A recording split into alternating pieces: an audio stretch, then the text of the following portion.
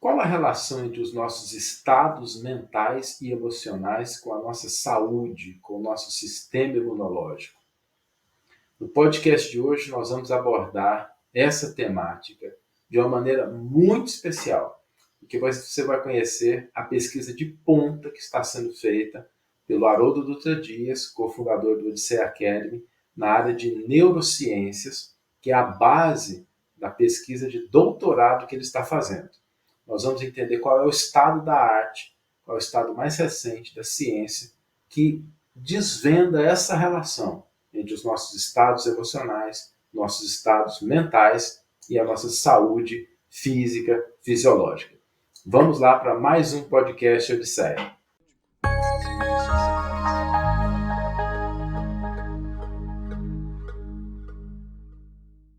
Olá, meus amigos, olá, minhas amigas, sejam todos muito bem-vindos ao podcast Odisseia, um podcast dedicado ao seu desenvolvimento humano e espiritual. Eu sou Saulo César, cofundador do Odisseia Academy.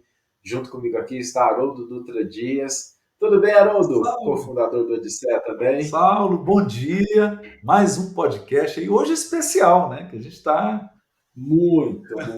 Aliás, hoje eu acho que é um dos podcasts mais importantes que a gente já fez nos últimos tempos. E eu vou falar o porquê. Muitas pessoas talvez não saibam disso, então acho que é importante a gente informar. O Haroldo, ele é formado em psicologia, tem mestrado em neurociências e vai defender a tese de doutorado dele em neurociências no dia 1º de outubro, na próxima semana, de onde a gente está transmitindo esse podcast. Talvez você esteja assistindo um pouco depois, mas a defesa de tese vai ser no dia 1º de outubro. E nós vamos falar hoje sobre a pesquisa, sobre o tema da defesa que vai ser feita no dia 1º de outubro, da tese do Haroldo. E eu tenho certeza que vocês vão entender o quanto essa temática é importante e como ela sustenta, como ela apoia muitas das coisas que nós fazemos aqui no Projeto Odisseia. E queria já começar, Haroldo, que hoje você é o entrevistado, você é o expert, você é o cientista aqui. A gente fala sobre um doutorado, né? O que te levou a fazer um doutorado na área de neurociências? O que te movimentou nessa direção? Saulo, tudo isso começou no final de 2019. Nós tivemos uma conversa, resolvemos inaugurar, cofundar o Odisseia Academy, que é uma escola de desenvolvimento pessoal. E eu acho que faz parte da nossa natureza, tanto da minha quanto da sua. A gente não gosta de coisas superficiais. Toda vez que a gente quer fazer algo, a gente procura mergulhar a fundo e dar o nosso melhor. Isso não significa que está perfeito, não significa que não tenha falhas, mas significa que a gente se esforça para dar o melhor. E uma coisa que eu aprendi muito cedo no marketing digital era a importância do expert. A pessoa que tem um domínio numa determinada área e que fala com propriedade sobre aquele assunto. Seja porque ele tem uma experiência prática muito grande, porque ele lida com aquilo e ele quer compartilhar essa experiência prática, e isso é um saber, isso precisa ser valorizado, né? Essa experiência de quem fez, de quem trilhou o caminho. E, no nosso caso, como a gente estava trabalhando com desenvolvimento pessoal, eu sentia aquele chamado, um desígnio de me aprimorar.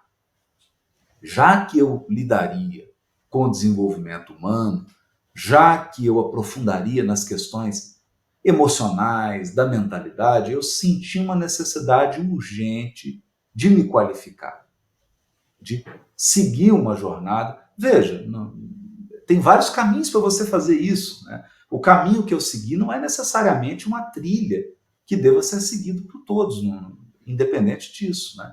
Tem muitas pessoas excepcionais, seguiram outros caminhos, outras trilhas e atingiram um nível de expertise na área do desenvolvimento. A gente se inspira em vários deles. A gente sempre cita aqui o Jim Rohn, né?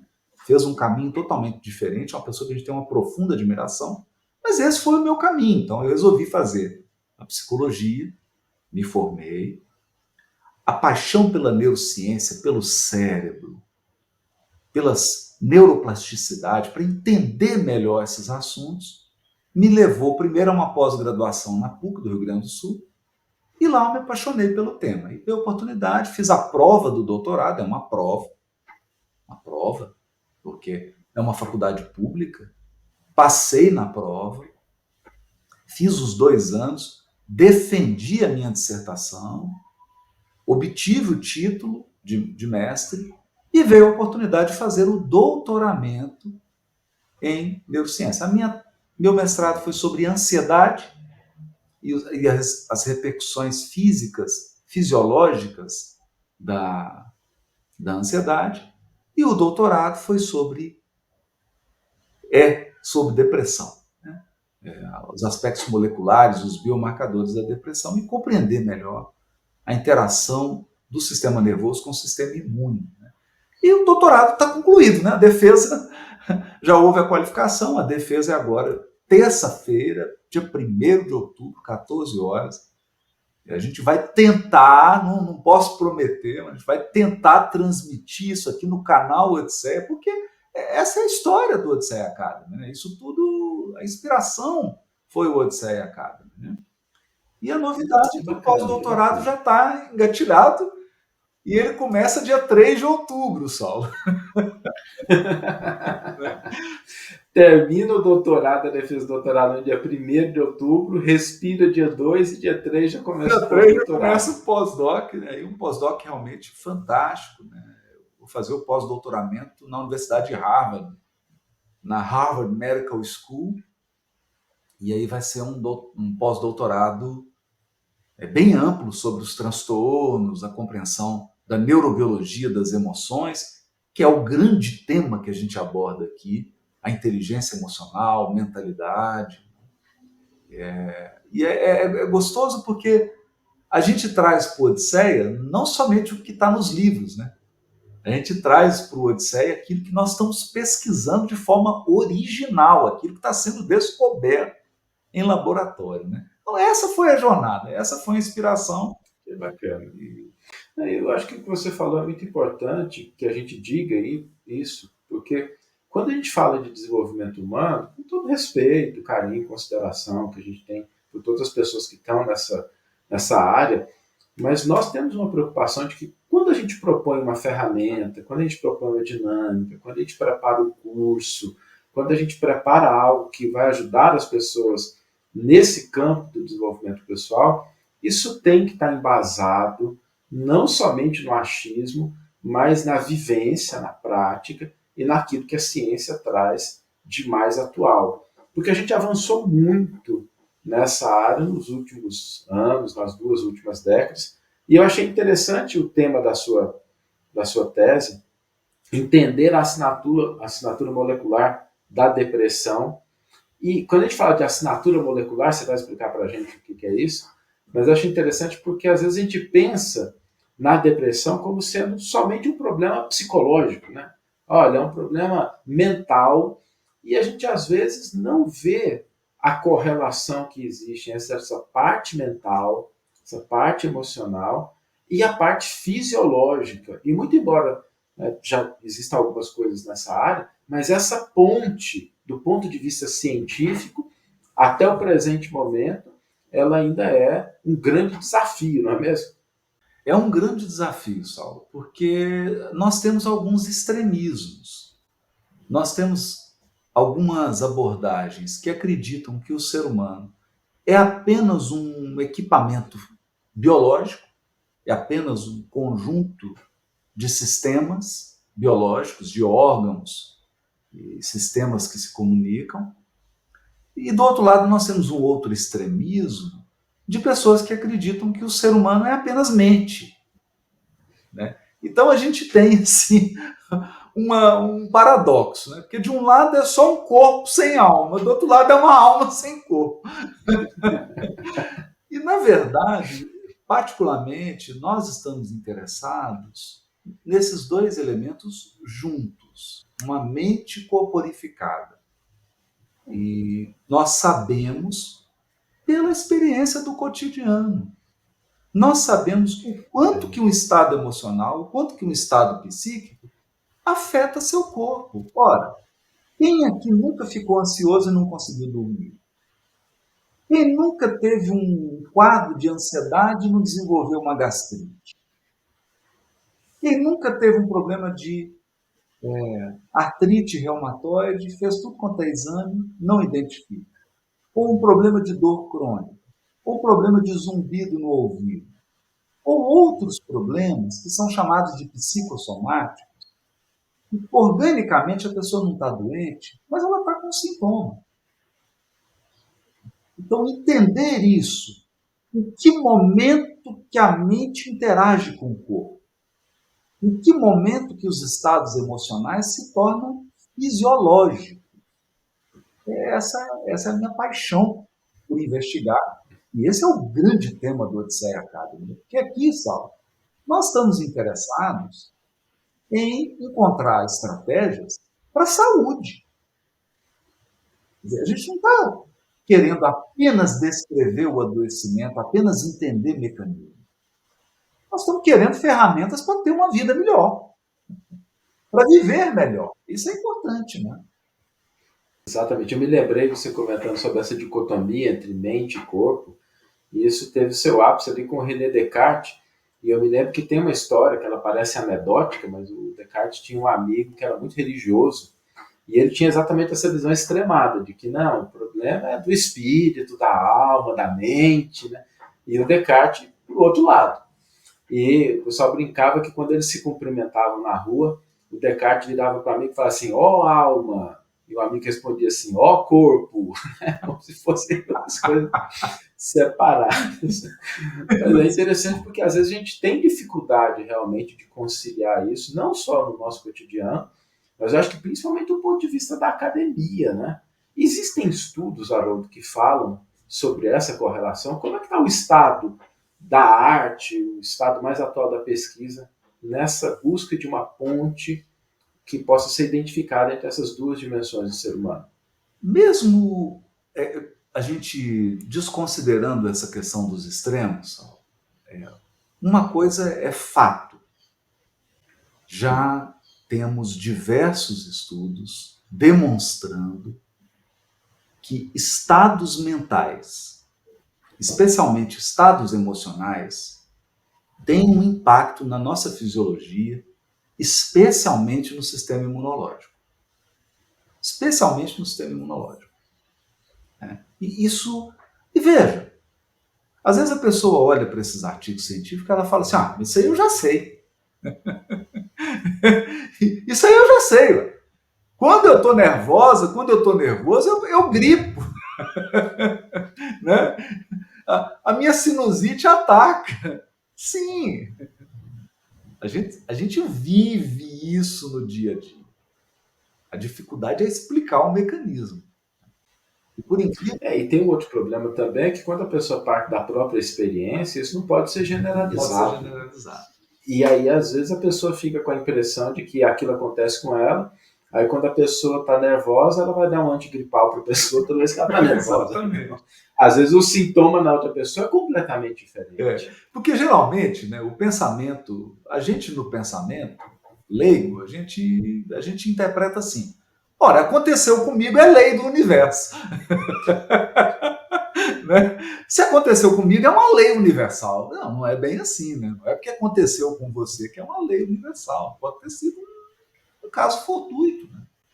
Pode ter sido uma conjuntura. Que é um dos elementos que a gente trata, que a gente fala assim, é uma distorção cognitiva da generalização. Nesse artigo, por exemplo, é um artigo que saiu na Nature, e ele trabalhou com pacientes com câncer, e ele estava interessado assim, será que um estado emocional, será que se eu ajudo a pessoa que está ali passando pelo câncer, que está apresentando uma queda no humor, porque a pessoa está, naquele caso do câncer, ela fica um pouquinho mais deprimida, ela fica ansiosa, ainda que ela não tenha um transtorno depressivo, ainda que ela não tenha um transtorno de ansiedade, aquilo tem um impacto no seu estado afetivo, no seu estado emocional. Então eles investigaram isso. Se a gente atuar aqui, será que melhora? Será que uma coisa está ligada à outra? E aí avançaram muito, Saulo, nessa relação do sistema nervoso com o sistema imune. Então isso hoje é a nova fronteira da investigação nesse tema. Seja do E esse artigo é um artigo recente, né? Você comentou que ele foi publicado em 2018. 2018. Então eles começaram a perceber que existe uma integração entre cérebro, sistema endócrino e sistema imune. Eles funcionam como uma orquestra. Então, se há um problema em um deles, todos os outros são afetados. E o que o artigo, de maneira metódica, utilizando a metodologia científica, descobre é que se eu faço uma intervenção no estado emocional, seja com medicamento, seja com uma terapia, com uma abordagem, eu consigo impactar o sistema imune. Como é o mecanismo? O artigo não tratou isso. O artigo não desce a esse detalhe, porque, veja, explicar mecanismo, Saulo, às vezes você gasta 10, 15 anos. Você tem que fazer mais de 100 experimentos para você entender o mecanismo, o que está acontecendo. Não é tão simples quanto parece. Mas você entender que existe uma relação já é importantíssimo. Porque isso mostra qual o caminho. Muitas pessoas ainda trazem esse paradigma. Às vezes até dentro da área médica, as pessoas ainda falam sobre isso como fosse algo meio esotérico. Meio... Não, é bom, mas não tem uma coisa concreta dizendo o seguinte, olha, há evidências. E pelo que você comenta, o artigo ele traz isso numa relação com o câncer. Né? Ou seja, o estado emocional afeta a parte imunológica que tem a ver com o câncer. Agora é importante a gente entender, Saulo, que eu tenho um sistema endócrino. Quando eu estou falando de sistema endócrino, eu estou falando, por exemplo, da glândula suprarrenal que produz cortisol, que é o hormônio do estresse. Nós estamos falando da tireoide, que regula metabolismo. Nós estamos falando de tudo isso. Né? Da mulher, por exemplo, dos ovários, do ciclo menstrual, que faz essa alteração toda. E aí você começa a entender, puxa vida, está fazendo um pouquinho mais sentido depressão pós-parto, né?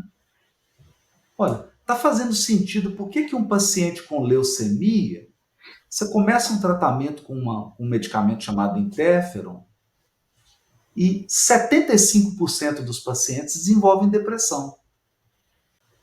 Quando você modula o medicamento, quando você modula o medicamento, a depressão regride. Então, o que a gente entende aqui? É uma rodovia de mão dupla. Então, é o emocional afetando sistema imune, sistema endócrino, mas o contrário também. O sistema endócrino e o sistema imune afetando o emocional. É uma comunicação de mão dupla. Então, a gente não pode ser simplista. Né? Por isso que você tem uma doença, pode surgir uma depressão relacionada à doença. E eu posso entrar num estado emocional e adoecer. Né? Então, é importante entender que é uma via de mão dupla. Eu vou, mas eu também volto.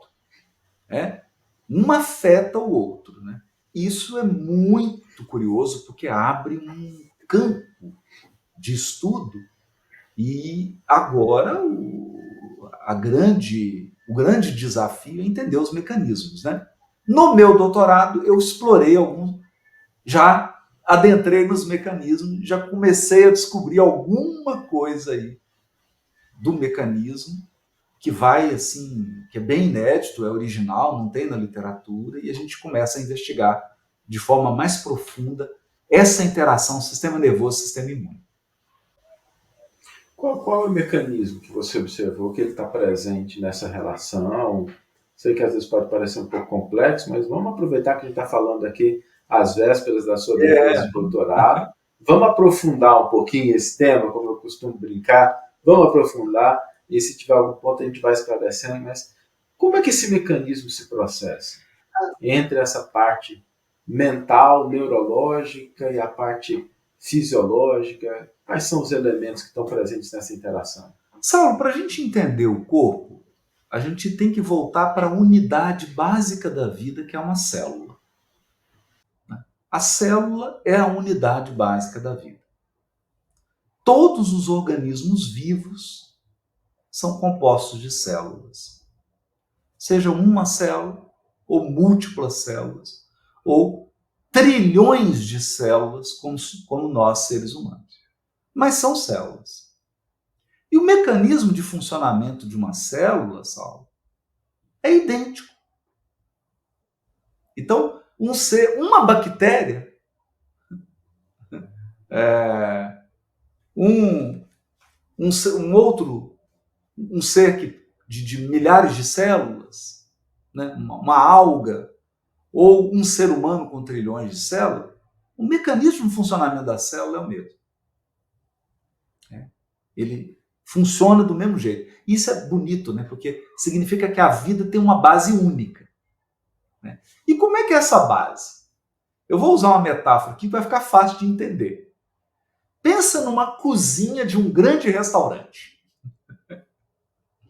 Então lá tem um chefe de cozinha e ele tem uma estante de livros de receitas, sabe? Tudo separadinho. Então tem receitas de risoto, receitas de massa, receitas de carne, peixes, receitas veganas, sobremesas. Então, quando você fala assim, massa, Saulo, tem milhares de tipos de massa, né? Eu posso fazer massa com molho branco, com molho de tomate. Tem várias receitas. Então, lá está o livro de receita. O que esse chefe faz? Ele pega lá, vou fazer uma massa. Ele pega um livro de receita de massas. E digamos que ele pegue ali 5 panelinhas, Saulo, e comece a fazer 5 massas diferentes. Está preparando ali 5 tipos. E aí chega o garçom lá e fala: olha, hoje é a noite de massas, né? Então, estão pedindo aí um espaguete ao molho bolonhesa. Estão pedindo. Aí ele falou: não, já estou fazendo aqui. E aí ele vai, prepara o prato e o garçom serve. É assim que funciona a célula. O livro de receita é o código genético. O chefe de cozinha é o RNA. Então ele vai lá, copia a receita e fabrica proteínas. Fabrica moléculas. Para simplificar aqui, né? Simplificando bem mesmo. Essas moléculas são os pratos. Elas são servidas no restaurante. Cada molécula daquela tem uma função. Ela vai ajudar o organismo em alguma função dele, vital. Então, um corpo para poder enxergar, para poder andar, para poder escrever, para você fazer todas as coisas que você faz, você precisa dessas moléculas aí para o organismo utilizar e o organismo funcionar perfeitamente, né? Ah, é. Então, assim, para você memorizar, para você lembrar algo, para você reproduzir algo que você aprendeu, as células têm que estar trabalhando. As células do cérebro, as células que conseguem os nutrientes. Então, é um sistema complexo. Né? O que a gente descobriu, pessoal? Que tem um mecanismo que acreditava-se que acontecia só no cérebro. Porque o cérebro ele tem uma neuroplasticidade. Olha que bonito isso. Quanto mais você usa, mais ele aperfeiçoa. E às vezes ele até gera neurônios para fazer aquilo. Não são todos, não são todas as áreas do cérebro que você tem gênese ou criação de neurônios, né? Mas ele vai estabelecendo conexões, ele vai estabelecendo circuitos. Né? E tinha ali alguns mecanismos genéticos ligados a isso. A neurônio, a sinapse, a neuroplasticidade. O que o meu doutorado descobriu? Que esses mecanismos que ocorriam só no cérebro, eles ocorrem em células imunes, dentro de uma célula imune. Então, isso... O mesmo mecanismo que ocorre no cérebro, nas células nervosas, ocorre também nos leucócitos, nas células do sistema imune. Então, como que a gente descobriu isso? Através de uma análise ampla de banco de dados, analisando mais de 580 mil deprimidos, a gente descobriu esses genes e esses mecanismos genéticos, e aí nós somos...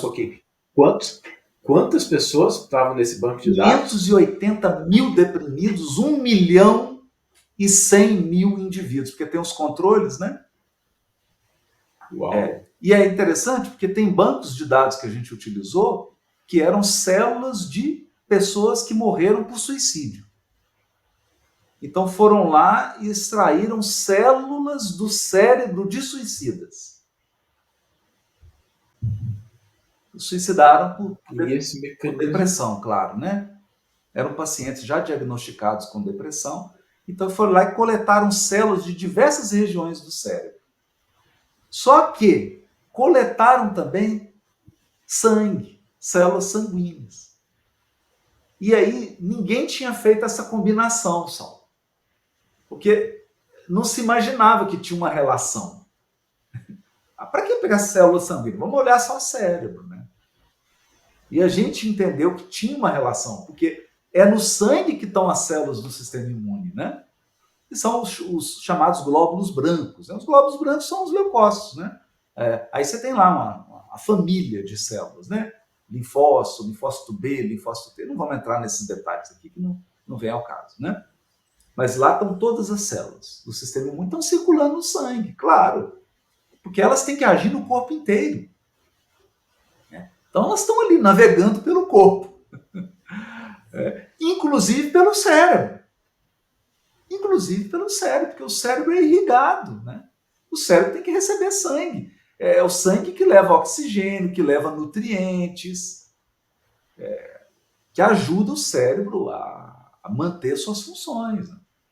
Então, quando a gente combinou isso, achamos esse conjunto de genes e esses mecanismos, e aí veio a prova dos 9. Né? Bom, será que isso é real mesmo? Será que esse achado é verdadeiro? E aí fizemos o teste com o camundongo. Então, o camundongo foi submetido a Descreve um pouquinho essa pesquisa para a gente, como é que é feita a pesquisa. O camundongo, ele, por 2 semanas, né, ele passa por um nível de estresse, e aí é importante entender, né, Saulo, que o ser humano ele tem aí em torno de 3.800, 4.200 semanas de vida, né? Isso é um ser humano, né? No máximo, umas 4.200 semanas, né? O camundongo não, né? O camundongo tem bem menos, né? Bem menos. Exatamente. Então, o camundongo tem ali, se não me engano, por volta de 90 semanas. Isso. Então, para um camundongo, 2 semanas numa situação de estresse absurdo equivale a quase 2 anos para um ser humano. Então, a gente leva os camundongos a um nível de estresse tão intenso, Saulo, que quando você joga ele na água, ele não quer nadar. É como se ele perdesse o instinto de sobrevivência. Isso pode ser entendido como algo semelhante ao que acontece com a pessoa. É claro que não é igual, né? Não pode dizer que o camundongo está deprimido, porque a depressão do ser humano tem outras variáveis, é muito mais complexa do que no camundongo. Mas é como se seria algo similar, né? Porque ele não quer mais viver. Né? Você coloca ele numa situação de perigo, ele não foge. Você coloca ele na água, ele não quer nadar. Ele esgotou. Ele chegou num nível assim de total exaustão. Total exaustão. E aí, nesse momento, a gente coleta o sangue dele. E aí, a gente coletou o sangue, fizemos uma chamada citometria de fluxo. Você olha as células e o que está acontecendo ali na transcrição geneticamente. E aí a gente achou nas células sanguíneas do camundongo, Saulo, os processos que acontecem no cérebro. Então, isso não está registrado na literatura, não era para ser assim, né? Na nossa imaginação, né? Mas, como diz o grande cientista Richard Feynman, né? A natureza não tem obrigação nenhuma de nos agradar. E ela não tem nenhuma obrigação de ser compreendida por nós. Ela não está minimamente preocupada se você compreende, né? A natureza é soberana, nós que temos que entendê-la. Ela não vai se curvar às nossas teorias, é o contrário, né? E aí tem um impacto, uma necessidade de mudar, porque está acontecendo. Veja, estressamos o camundongo. Ele foi estressado. O que expressa um gene que é um gene ligado à multiplicação de neurônio, ou neurogênese? Por quê? Uma célula imune? E o incrível, Célula, é que as células imunes multiplicaram. Esse camundongo apresentou assim, uma produção imensa de linfócito B e linfócito T regulador. Linfócito B e linfócito T reg. Explodiu, né? Bom, a gente compreende totalmente o mecanismo? Não. Agora, pós-doutorado é para isso, né? Realizar centenas de experimentos para entender melhor esse mecanismo. Mas aqui surge uma coisinha legal, que é a relação do estado emocional de estresse, de um estado emocional similar à depressão, com uma profunda desregulação do sistema imune. Então, abriu para a gente uma perspectiva de começar a pensar que a relação do sistema nervoso com o sistema imune é muito mais profunda do que a gente imaginava. E aí, extrapolando, agora saindo da pesquisa, né? Extrapolando, não estou falando de dados, estou falando de elucubração, porque ciência também é feita com elucubração, com hipótese, né? A gente começa a pensar, bom, e se a gente age no estado emocional para melhor? Será que a gente promove saúde, né? Saúde. Porque não é uma via de mão dupla. Não pode ser só para adoecer. O mecanismo não funciona só para adoecer. Ele funciona também para a saúde. Né? Não é só no sentido do adoecimento. Então a gente começa a pensar em estratégias de saúde para a gente poder compreender essa relação aí do estado emocional com o nosso sistema imune. Então, Saulo, o que eu começo a extrapolar?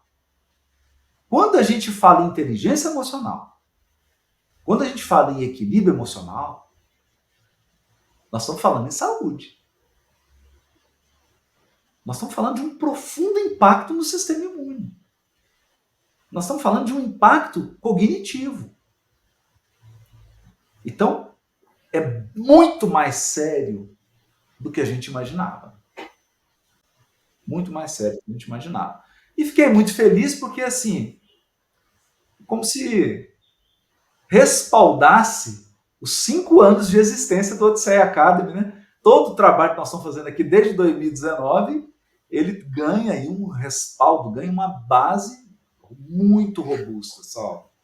Ou seja, a gente começa a ter comprovações que apontam na direção de que realmente, se uma pessoa ela muda um padrão mental, se ela muda um hábito emocional, se ela altera o estado emocional, isso vai ter um impacto, inclusive, no sistema imunológico, que tem a ver até com doenças sérias como câncer.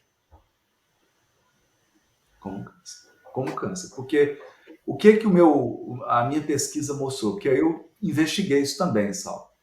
A gente investigou se esses genes, se eles estavam só na depressão ou se eles estavam nas doenças relacionadas à depressão. Porque é o que a gente chama de disisome, ou a rede de doenças ligadas à depressão.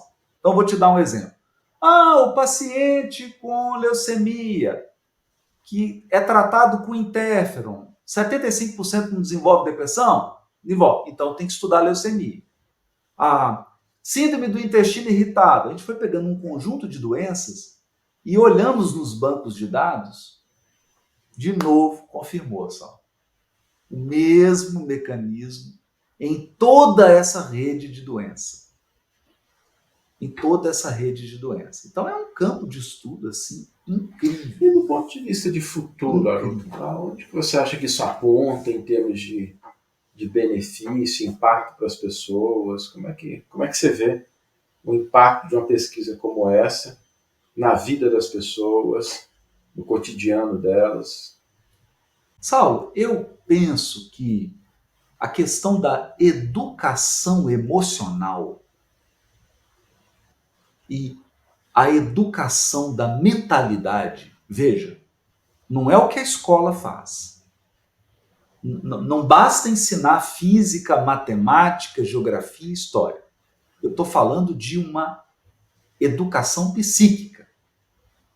Você ajudar a pessoa a se equilibrar emocionalmente, entender das emoções, entender dos sentimentos, ter estratégias para autocontrole,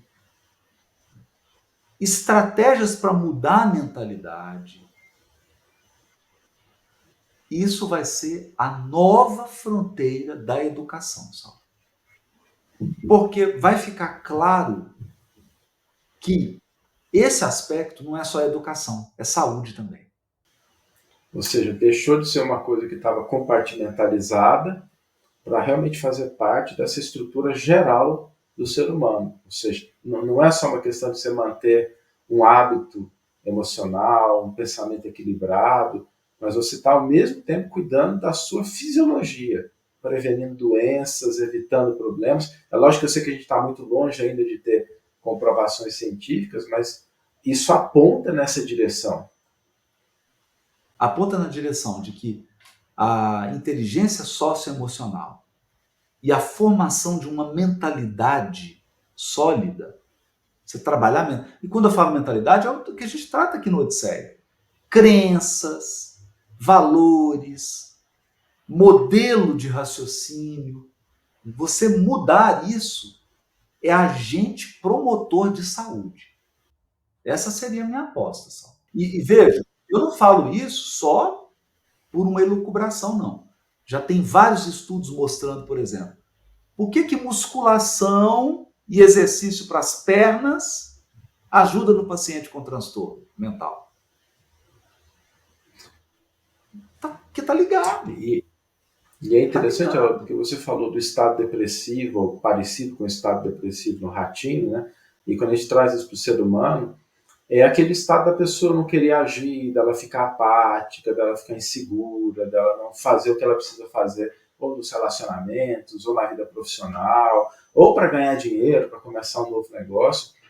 E quando a gente vê esse estado fisiológico de indisposição, se a gente começar a mexer, como algumas ferramentas a gente tem no Odisseia Academy, no estado emocional, na mentalidade, isso altera a disposição da pessoa para agir de uma maneira que agora parece que a ciência está começando a entender que realmente existe uma correlação entre esses dois campos.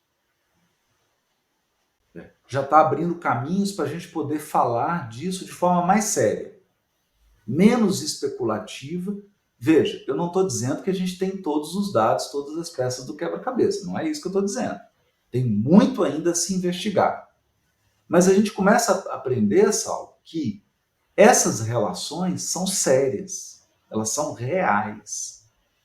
E aí, Saulo, tem um princípio que é muito importante. Olha, se você tivesse que entender tudo de química para cozinhar, você ia morrer de fome. Entendeu? Porque é o seguinte, você colocou um ingrediente lá na panela, começou a cozinhar, na verdade você está fazendo um experimento químico, não é? Você está fazendo um experimento químico. Você precisa dominar química para poder fazer uma comida? Se precisasse, a gente estava morto de fome, né? Então tem isso também. mesmo você não compreendendo totalmente o mecanismo, você já pode utilizar estratégias. Exatamente. Né? Você já pode utilizar. Então a gente aprendeu, por exemplo, que pegar um alimento e colocar na geladeira conserva o alimento. A maioria das pessoas não sabe quimicamente por que conserva. E daí você não quer conservar? Então eu digo assim, embora a gente não compreenda totalmente o mecanismo da interação do sistema nervoso com o sistema imune, a gente já descobriu que existe uma relação muito profunda. Então vamos agir. Inclusive, vamos agir. Criar ferramentas, estratégias, até de ancoragem de estados emocionais, como a gente trabalha, para poder promover esse estado que antes parecia que era só um estado mental, emocional, mas que ele tem uma profunda ligação em como a gente está com a nossa fisiologia. Muito interessante, muito interessante. Vamos ter notícias ainda das pesquisas, da sua defesa. Vamos torcer para que a gente consiga transmitir aqui pelo canal do Odisseia Academy também. E, Haroldo, suas palavras finais para encerrar esse nosso podcast especial, falando da sua pesquisa de doutorado. A pesquisa é complexa, desculpem se eu não consegui traduzir da melhor maneira possível, né? Mas a lição que a gente tira aqui é a seguinte: desenvolvimento pessoal começa a se tornar algo essencial. Aprender a equilibrar as emoções, a visitar suas crenças, as crenças limitantes, o seu modelo de funcionamento mental. Quer dizer, olhar para essas coisas não é um hobby, né? Não é uma atividade que você faz só porque você gosta. A gente está percebendo, Saulo, que isso vai ser a grande prioridade do futuro para a promoção da saúde, inclusive saúde emocional, saúde mental, e para a promoção do crescimento. Então, esses temas vão se tornar prioritários, né? O que a gente fica feliz é que a gente sente que o Odisseia Academy está caminhando aí de forma pioneira nessa abordagem, porque ele não só traz o que está escrito nos livros, mas a gente está trazendo coisa fresca aí, direto dos laboratórios, direto dos camundongos para os alunos e alunas do Odisseia Academy. Excelente, excelente. Haroldo, muito obrigado por você que está nos acompanhando através do YouTube ou dos canais que transmitem o podcast Odisseia. Continue compartilhando, fazendo parte, a família Odisseia, essa comunidade que a gente tem criado de pessoas comprometidas com o seu desenvolvimento, com o seu crescimento e com o impacto positivo na sociedade, tem crescido cada vez mais. E a gente queria aqui agradecer a cada um de vocês que tem participado, que tem compartilhado, que tem se inscrito no canal. Vamos continuar juntos nessa Odisseia. E nós nos vemos no próximo podcast. Um grande abraço.